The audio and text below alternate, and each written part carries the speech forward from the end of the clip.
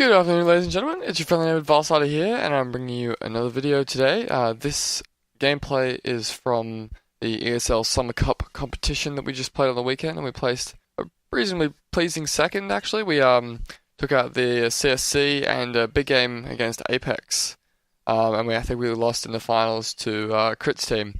Anyway, this map is against Apex. This is after this is our final map, sorry. So the map score is 2-all. It's a best of 5. So this is the final map, and this decides who wins the comp and, not who wins the comp, but who stays in the competition, because this is the losers bracket final. So the winner of this goes on to play the grand final. We'd just come back from a 0-2 deficit in terms of maps. Matt got this awesome clutch, which I will upload probably before I upload this, so you've probably already seen it. But it's 4-all, and he just does this incredible clutch, and it's mind-blowingly awesome. So anyway, in this gameplay, my audio got cut for some unknown reason. I've got no idea why, but there's no audio, and this would have been some really intense callouts. But I figured I might as well just sort of break down what I know about this map and break down sort of what we're doing and what we're trying to do between positions, and just generally talk about Hardpoint Express and Call of Duty. Alright, here we go. So before I get into any gameplay and talking about things like that, I want to quickly break down something that's extremely important for this game type. As we all know, it's extremely intense and extremely fast, and some may say the spawns can be a little bit erratic. And it's true, but it's not true. Anchoring spawns is a big necessity, but we really just don't understand the game in enough depth to be able to perfectly manipulate spawns to be able to control any hardpoint for as long as we want at any given time. There's always some kind of magic that can occur. I mean, we don't have kill streaks like MLG does, so we can't exactly just drop lightning strikes on things to clear them off. But in saying that, you can still make huge comebacks. Like, that's 250 seconds. That's all you have to hold. So how long is that? That's 4 minutes hill time out of a total of, I think, 15 minutes. 15 minutes for the game type. So you only have to be on that hill for 4 minutes out of 15. So what I'm saying is basically, there's no time for giving up. It's entirely possible to make these huge comebacks. We've been down. Oh, well, actually, you'll see it further on in this gameplay. Apex we get a fairly chunky lead, I think. It's probably like a good 70-second lead or so, and they bring it back. And we get a pretty intense gunfight at the end for the finale. Anyway, you'll see that as it comes up. Alright, so like I mentioned before, anchoring spawns is probably the biggest deal in being successful in this game type. It's a matter of knowing when to move and where to move to. So I mean, even we don't know exactly where to move to, and where the lines are, where those invisible barriers are that sort of flip spawns and control spawns effectively. But I mean, that will come with time, and I'll probably keep you guys pretty updated on what to do if we feel like sharing our strategies with you. But for the moment now, it's usually, in terms of anchoring a spawn, you've usually got to sit pretty deep in a spawn and not really move, and that way your teammates will spawn over and over on top of you. So a lot of the ways to get an enemy team out of a hill isn't just by killing them, it's by making a gunfight work in a way that you push them off that piece of cover or that piece of land they're holding that's allowing their team to spawn there.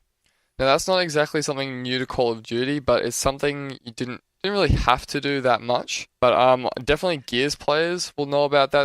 That's all Gears is about. Not just that individual skill, but it's about forcing your enemies into positions where you can cross them and shoot them down. Cross in terms of having two separate players on two different angles, where you just can't physically move away and you're just in a position where you get shot. So that's what Hardpoint has become. It's become another depth of teamwork and another depth of sort of team chemistry that you need to adapt to. Now, rotations have very much changed as well, whereas in CTF we sort of saw players rotating just like one very generic slay spot. Take Lockdown, for example. If you're on the good side, as in the side that doesn't spawn in that back terrible corner, you would always try and push to slay out on their vines, overlooking, so you had their flag to your back and they were spawning in front of you. And then you would have another Slayer sit out in mid, which would cut that other side and anyone that jumped out of Overlook.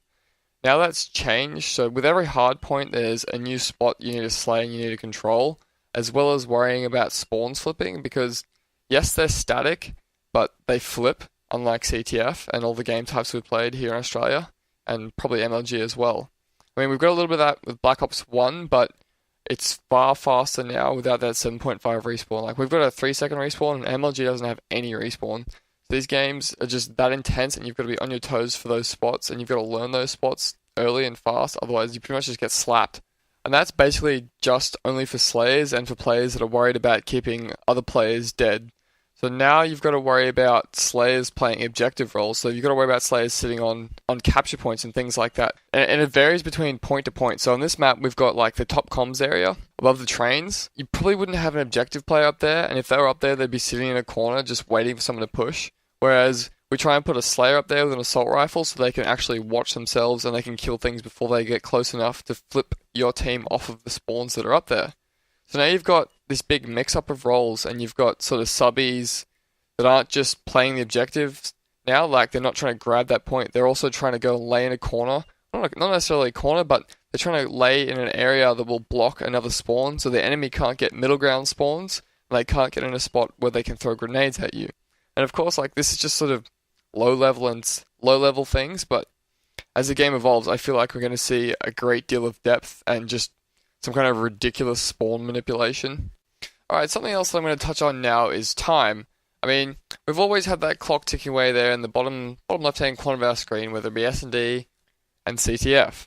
I mean, we've all experienced that battle with the clock and against the clock, where we sort of try and make the other team run out of time, so they physically just cannot do anything to stop you just because the clock won't allow it. Because there's a certain amount of time it takes you to run across a map and cap a flag or plant a bomb. So now that time management has come, or it's gone to another level. It's basically what we've got to worry about now in Hardpoint. It's about how long will it take me to run to the objective? How long will my gunfight last? Will my gunfight be able to prevent me from getting hill time? I mean, there's so many variables. So like with an SMG versus an AR, there's a different runtime based on each weapon's weight and based on what perks you have. So the game of COD chess suddenly just got a little bit more complex. So you have to play for every second, and you've got to make every movement of what you're doing absolutely count. I mean, I've always pushed myself and those around me on my team to play to the very last second, regardless of what the clock says or what the score says, because it becomes ingrained into your soul and how you play, and it just sort of defines how you move around. So whether it be using like lightweight and hardpoint if you're an AR to get to like a headshot spot just a few seconds earlier, or if it simply means that you run tighter against corners and try and move a little more as the crow flies, just as possible, just so you can get to your next objective, shaving off any little amount of time you can. Now, specifically in relation to time and gunfights, because the respawn delay is no longer 7.5 seconds, it's 3 seconds, sometimes it's more worth it to make a gunfight last and then run away at the last second and throw a stun at the player. When you're stunned, you stay stunned and you can't aim and move to your full, usual COD potential for about 5 seconds. I think it's roughly 4.5 to 5 seconds is how long it lasts. So that's actually longer than it takes for you to hit the X button after you've been killed to respawn. Sort of, as I see the game evolving, I see those people that drop 30s and 40 bombs, yeah, wow, that's awesome, you've got really good gun skill, but that may not be what your team needs. You may just be killing or getting useless kills on one side of the map, and then they're actually respawning closer to the objective, with all of their bullets replenished, all of their grenades replenished, and most importantly, their stuns and tactical grenades replenished. So those players dropping 40 bombs, I see probably halfway through the game.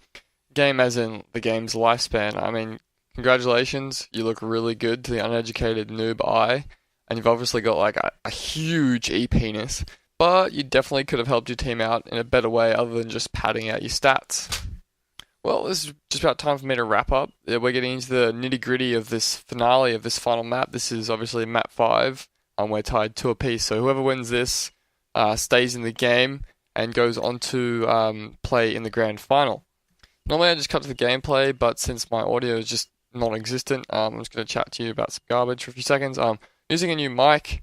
I got a new headset, which I will show you guys very soon. It's very cool. I just want any feedback on that. I feel like I sound a little bit quiet and a little bit flat with it, so I might change back for commentaries. Yeah, just let me know what you guys think down in the comments. Also on top of that, I am taking requests on probably any topic you want me to talk about, so just hit me up, let me know. Whether it be in the comments down below or on Twitter, whatever. Just tell me what you want to hear, and I will give it to you. Well, there's really nothing for me to ramble on about anymore, so please like, comment, rate, subscribe. I will leave you guys with probably some kind of royalty-free porn music. Please enjoy.